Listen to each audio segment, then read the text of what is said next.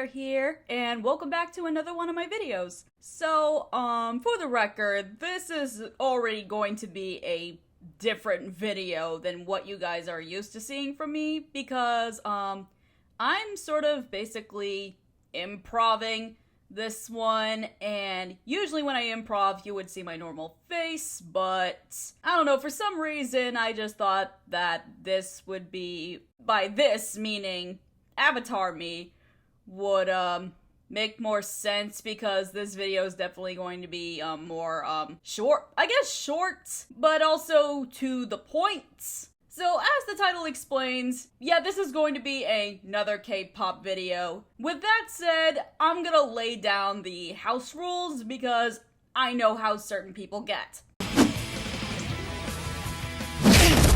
You were thinking it. I know. 1. Based on the title of the video, no, this is not going to be a rant video. This is not going to be K-pop groups that, I don't like based off of moral principles. This is only groups that, I've tried to listen to their music before in the past, but then for some reason, it just doesn't click, or something's missing of the sort. So with that said, I don't hate any of the groups that I'm going to be talking about today. It's just a, not even a love-hate relationship either. It's more of a, look, I've tried, but this is just not working type of relationship. Of course, this video talks about popular groups, but you're not going to see a lot of them, because, certain popular groups that I do have beef with, that would be for a separate video that I don't feel like making, because I know how you K-pop stans get, and I've also ranted about that on more than one occasion, and I just don't feel like doing that. So, yeah, this video is not going to be anything like that. It's going to be like, these groups are like the most inoffensive of all time. They just exist. They're just doing their own thing, and I don't blame them for that at all. I don't blame anyone for things like that at all. And if you guys found something in these groups that you like, that is completely fantastic, actually, because you must have found something that I can't, but everyone has their rights to their opinion. So with that said, let's get started. I'm forgiven, I'm a villain, I'm forgiven, I could get there, I'm forgiven, I'm a villain, First of all, no. Me not getting into LE SSERAFIM has absolutely nothing to do with the Kim Garam scandal. I mean, it could have something to do with that because the fandom was absolutely nuts. Despite that, if there's anything that we've learned from this, the girls of LE SSERAFIM are basically victims all around, because HYBE is a stupid company that has no idea what the hell they're doing. The main reason why I can't get into LE SSERAFIM any either way is that basically their songs kinda bore me. Like, even starting from Fearless, their debut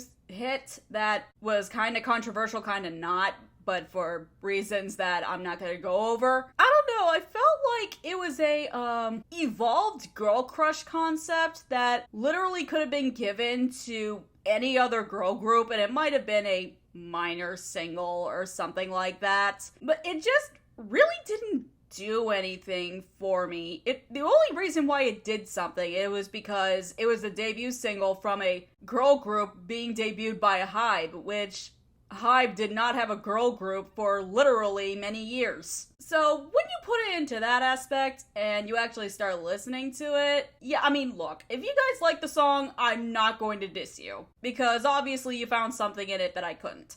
But for me, Fearless was just an average, like, pop song. It's not offensive. In fact, it does a lot of things good. It's just not the masterpiece that a lot of people thought it was. And then they came out with their first comeback, Anti-Fragile, and I thought that was slightly worse than Fearless, because it was even more boring. Like, it literally sounded like a, NMIXX throwaway song, like a song that literally NMIXX would have performed from their debut mini EP or something like that. And then with what's happening recently with their even more recent comeback, I don't know, like, some of their songs are actually good. Like, I've listened to some of their B-sides in passing, and I liked them, but not really enough to add them to my Spotify playlist.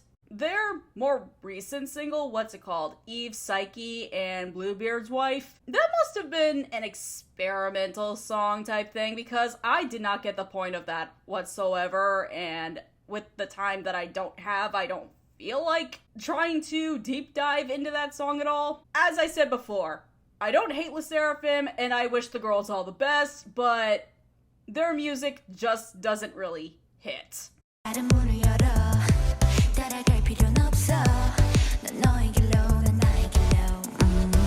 Admittedly, when I first heard 11 as it dropped on the interspace, I thought 11 was a pretty catchy debut song, and I thought that IVE would be going places with it, and, well, they did, and I congratulate them for that. But the more I listened to 11, the kinda worse it got.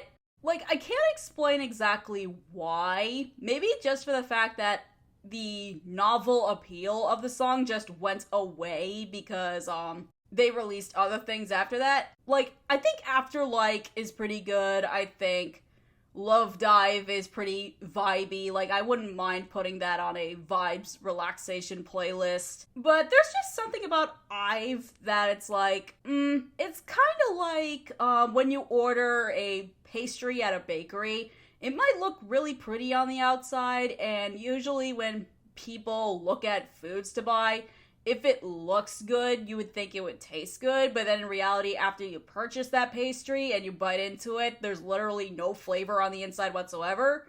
Yeah, I think IVE is basically the K-pop group interpolation of that. Now, I'm not saying there's anything wrong with the girls specifically. Obviously, there's not. And the last thing I want to do is make an unintentional contribution to the Wonyoung hate train because, okay, seriously, y'all, like, I do not understand what happened with that, and I literally don't care what your hate opinions are, so don't you dare bring that here. So, yeah, not contributing to that, but at the same time, I'm like, yes, even with their most recent comeback, I am. Like, I actually tried listening to that in full recently, and admittedly, the chorus is the best part. Like, obviously it's the best part, because when you're gonna make a Love Yourself or I Appreciate Myself song like the way I Am is, you have to, like, make it that bombastic. But the rest of the song isn't, which is weird, because you would think that, you would have, I don't know, the vocals or the textures to make this, like, their biggest song so far, but for some reason, I think this group is run by Starship Entertainment, the same group as Monsta X. Like, you would think that Starship would be able to provide the girls with, more, like, fuller, music sound, right? But for the verses, they don't. It's more than obvious that this song to me was supposed to be a, TikTok meme or even a dance challenge just for the girls to gain more popularity. And guess what? It worked. Because literally every K-pop YouTuber that I've watched videos from when they do their monthly K-pop retrospectives put this song at number 1 or gave it the highest score. And I don't blame them for that because this song is definitely appealing. But do I think it's gonna be remembered for a long time? Maybe for the rest of the year, but, like, for years to come, I think, like, pretty much like everything else, people are just gonna let it drop in the bucket. Again, if you like this song and you find good things about it, I greatly appreciate y'all. Like, honest to God, I am. It's just, with IVE, like, I think I've grown numb to the whole, girl groups of the early 2020s phenomenon that's been happening. Because, obviously, I've been hearing the same argument. Oh, this group is gonna be the greatest girl group of 4th gen. I literally stopped caring a while back ago. So, yeah, that's pretty much how I feel about IVE. Billy is a weird case.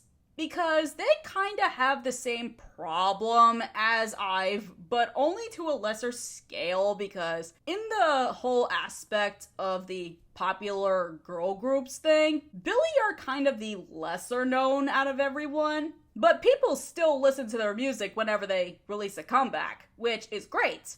Okay, to tell the truth, I know their debut was like a mixed reception, but I actually really liked their debut. I thought it was actually pretty fun and musically creative. But then, like, kinda every single they released after that, it became less significant to me. Again, I have nothing against Billy, and I know they're kinda too new to make that assumption yet, but I'm kinda hoping that they do release that fun, interesting, not boring music again that, I don't know, kind of sounds like it should belong in a drama soundtrack, but it's just a little too, like, not musically creative enough to do that. And I do wish these girls success. Like, honestly, I do. So, maybe I'll change my mind once Billy releases some new music, but for right now, kind of like IVE, their style is just kind of, manufactured and not exactly outreaching just yet. I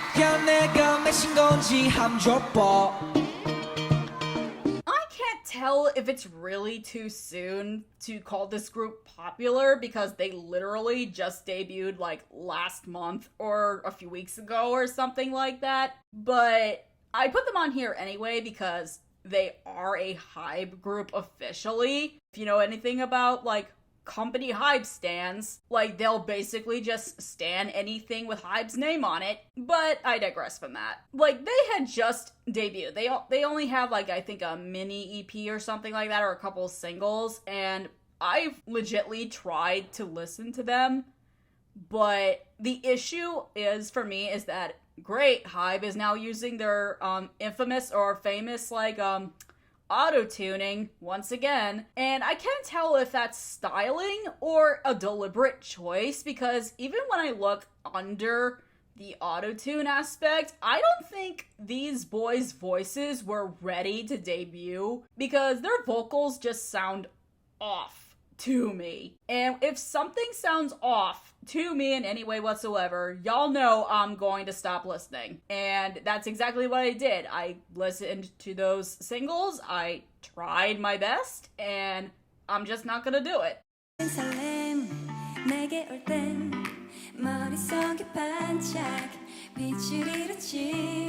Okay, so my thing with 50/50 is complicated.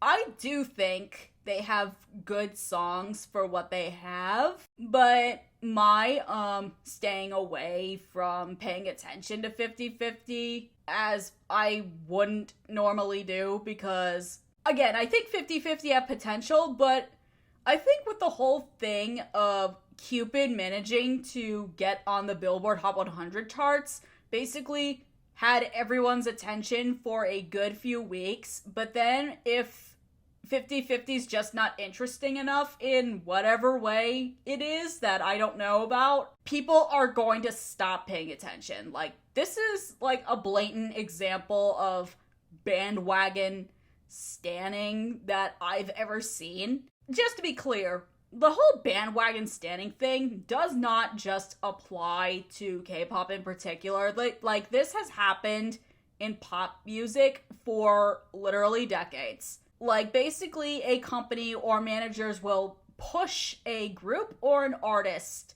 with pretty damn good marketing, because these people are not stupid. And because of that marketing, you're basically forcing people to watch, like, this group, whether you like it or you don't. And what people like to do specifically is that they don't want to be behind on the whole, like, music gossip or just like gossip in general, so they'll just hold on for like a month or so. Like, it kind of depends on the longevity. Like, they want to see where this person goes, but if this person, like, or group stops being interesting, then they're just gonna go away, because like I said, people are just like sheep for the interesting things. I think part of it is just human nature, and the other part of it is just like oh, they want their mind to be entertained in some way, and if they're not being entertained, then they'll just walk away from it. A lot of it does apply to children listening to pop music in particular, and when I say children, I'm talking about like pretty much anyone under the age of 18, because children hate to be bored, and children do get bored quite easily when something stops being interesting to them. I'm not saying this is like for just music in general. I'm talking about like plenty of a lot of things. This is why children need to be introduced to a lot of basically hobbies in particular, because if something does end up clicking, then they're gonna stick with that for a long time. I know that's applied to me on multiple occasions. I don't think 50/50 are untalented in any way, obviously. Like, they got some pretty good talent in the 4-member girl group. And like I said, there are some of 50/50 songs that I do enjoy. I do have them on my playlist. But I was never that person to be that engaged with them in the first place, because to me, they were just another girl K-pop group. And that's not a bad thing. It was just a thing. Like, to me, 50/50 are basically the Ice Spice of K-pop. And please allow me to explain that, because I know, like, the two are literally not the same thing. What I mean is that Ice Spice suddenly appeared out of nowhere, and all of a sudden she has basically everyone by the crotch, basically saying, listen to me, even though she almost literally has nothing to offer to an extent. Like, I've tried listening to Ice Spice, and I'm just saying, the only reason why the remix of Princess Diana is any good whatsoever is because of Nicki Minaj. Like, Nicki Minaj was the only person to bring any sort of personality to the table of that, while Ice Spice just literally stands there shaking her butt and looking mixed race pretty, I guess. Like, honestly, I don't know why that should be an appeal whatsoever, because you could literally be any person, and if any other person had released Princess Diana in its usual form, like, with Nicki Minaj at the side, Nicki Minaj would still be the most interesting, and that other person would not.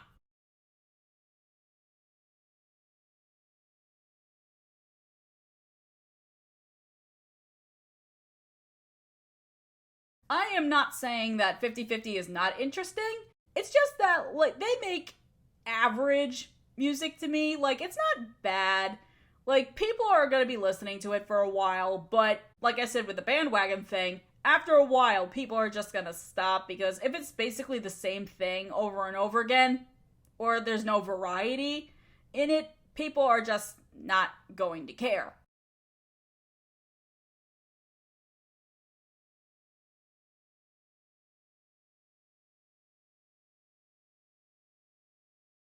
And that's pretty much all I have for this video today. If you guys liked listening to what I had to say or seeing what I had to show you, make sure you hit the like button down below. And if you have any opinions about groups that you just can't get into for whatever reason or another, you are free to share in the comments down below. Don't forget to subscribe to my channel and follow me in the socials down below to keep up with more content that I have coming.